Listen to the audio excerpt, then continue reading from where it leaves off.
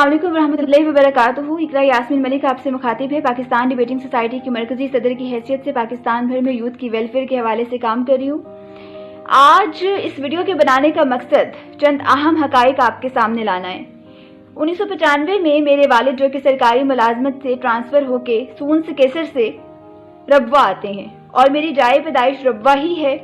रब्वा वो शहर है जो पाकिस्तान का हिस्सा होते हुए भी पाकिस्तान का हिस्सा नहीं है, क्योंकि यहाँ के लोग आईने पाकिस्तान को तस्लीम नहीं करते हैं। अहले रब्वा यानी कादियानी वो लोग हैं जो कि नबी पाक सल्लल्लाहु अलैहि वसल्लम को आखिरी नबी नहीं मानते, बल्कि गुलाम अहमद कादियानी को आखिरी नबी मानते हैं। और ये वो शख्स है जो कि अंग्रेज़ों का एक ब्रांड है, जो कि एक दज्जाली फितना है, जिसको सोचे समझे मंसूबे के तहत मुसलमानों के दरमियान लाया गया।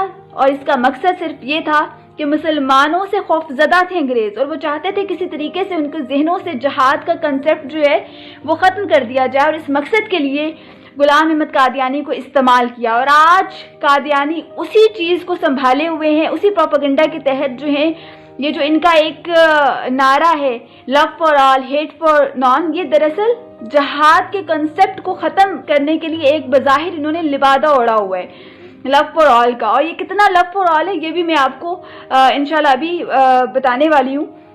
अच्छा, ये जो गुलाम अहमद कादियानी अपनी किताब रूहानी खजाइन में लिखता है, जिल्द नंबर 18 और सफ़ा नंबर गालिबन 207 है, बेशक कुरान मजीद में मुझे ही अहमद और रसूल कहा गया, मोहम्मद और रसूल कहा गया। फिर लिखता है कि सच्चा खुदा वो है जिसने कादियान में अपना रसूल भेजा। सुनिए, यहाँ ये साबित होता है कि कादियानी जो खुद को अहमदी मुस्लिम लिखते हैं हर जगह और मुसलमान कहलवाने की जिद पे अड़े हुए, वो किसी तौर भी मुसलमान कहलाने के तो क्या गैर मुस्लिम कहलाने के भी हकदार नहीं है, क्योंकि वो तो मुर्तदीन है। वो मुर्तद जिनके खिलाफ हज़रत अबू बकर सिद्दीक़ रज़ियल्लाहु अन्हु ने जिहाद किया। और ये पाकिस्तान के कितने खैर खा हैं इसका अंदाज़ा इस चीज़ से लगाइए, क्योंकि मेरी सारी स्कूलिंग वहाँ की है, मैंने वहीं से ग्रेजुएट किया। और ये जो इस वक्त आप डिग्री देख रहे हैं मेरे हाथ में, ये इन्हीं के जो एक इदारा है नुसरत जहाँ गर्ल्स पोस्ट ग्रेजुएट कॉलेज रब्बा, वहाँ से मैंने ग्रेजुएट किया। तो हमें मॉर्निंग असेंबली में पाक सरजमीन शाद बाद ये नहीं पढ़ाया जाता था, लब पे आती है दुआ बन के तमन्ना, ये नहीं, बल्कि ये एक ऐसी पॉलिसी पे काम कर रहे हैं और अपने बच्चों की जहन साजी कर रहे हैं जो आने वाले 10 से 15 साल में इंतहाई इस मुल्क के लिए खतरनाक साबित हो सकती है। सुनिए, जो इनका नजरिया है, जो ये अपने बच्चों को असेंबली में जो रोज रटवाते हैं, उनके जहनों में बिठाते हैं, कभी ये भूल न जाना ये बेज़रर से लोग जो हक की राह में गर्दन कटा भी सकते हैं। इमाम वक्त के अबरू के एक इशारे पर, इमाम वक्त से मुराद वो मसरूर अहमद है जो कि अभी इनका रिसेंट खलीफा है। इमाम वक्त के अबरू के एक इशारे पर तुम्हारे ज़ौम के पुर्जे उड़ा भी सकते हैं। ये लव फॉर ऑल का प्रचार करने वालों का असल चेहरा है। कभी ये भूल न जाना ये पुरअमन से लोग वक्त आने पे असलहा उठा भी सकते हैं।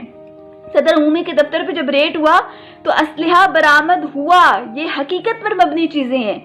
इमाम वक्त के चेहरे पे जो मलाल आए तुम्हारी 7 नस्लें मिटा भी सकते हैं। ये कादियानी धमका रहे हैं, धमकी दे रहे हैं मुसलमानों को, उम्मत मोहम्मदी को। और समझ से बालातर है कि हर चौथे रोज जो है, हर चौथे महीने किसी न किसी को हमदर्दी का बुखार चढ़ जाता है। कभी कादियानी को ओहदा देने की बात होती है, कभी खत्मे नबूवत की मोहर को छेड़ दिया जाता है, उसमें तरमीम की जाती है, कानून में उसकी बात होती है। कभी जो है वो इनको अकलियत के हकूक देने की बात होती है। कौन से हकूक? ये आईने पाकिस्तान को नहीं मानते तो इनको अकलियत के हकूक दिए कैसे जा सकते हैं? ईसाई अगर वो हकूक ले रहे हैं तो वो मानते हैं 1973 के आइन को तस्लीम करते हैं, यहूदी मानते हैं, हिंदू मानते हैं, कादियानी नहीं मानते हैं। आप ये देखें पाकिस्तान में ऐसा कौन सा शहर है जहां पे मीडिया की रसाई नहीं है?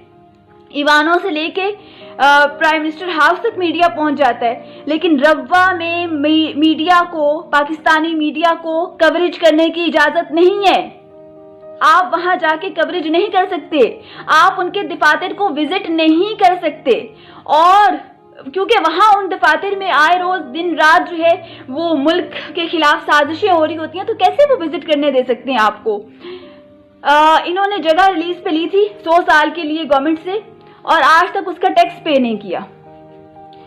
آپ یہ دیکھیں، ربا سے لے کر احمد نگر اور اس سے آگے لالیاں اور سیال موڑ تک یہ زمینیں خرید چکے ہیں اور وہاں اپنی بستیاں بسا چکے ہیں، ملک بھر میں اپنے لوگوں کو لا کر کے آباد کر کے اور ایک مضبوط اپنا نیٹ ورک بنا رہے ہیں۔ آج اگر ہم نے اس قادیانیت پر ایک واضح حکمت عملی نہیں اپنائی، یاد رکھیے گا جو نبی پاک صلی اللہ علیہ وآلہ وسلم کے لیے اپنے دل میں بغض رکھتے ہیں نا، وہ کبھی آپ کے دوست نہیں ہو سکتے، وہ کبھی آپ کے ساتھ جو ہے وہ ایک محبت اور خلوص کے ساتھ پیش نہیں آ سکتے۔ میری آپ سب سے یہ گزارش ہوگی کہ قادیانیت کے اوپر ایک واضح موقف اپنائیں اور اس میں ذرا بھی لچک جو ہے وہ کسی صورت نہیں ہونی چاہیے۔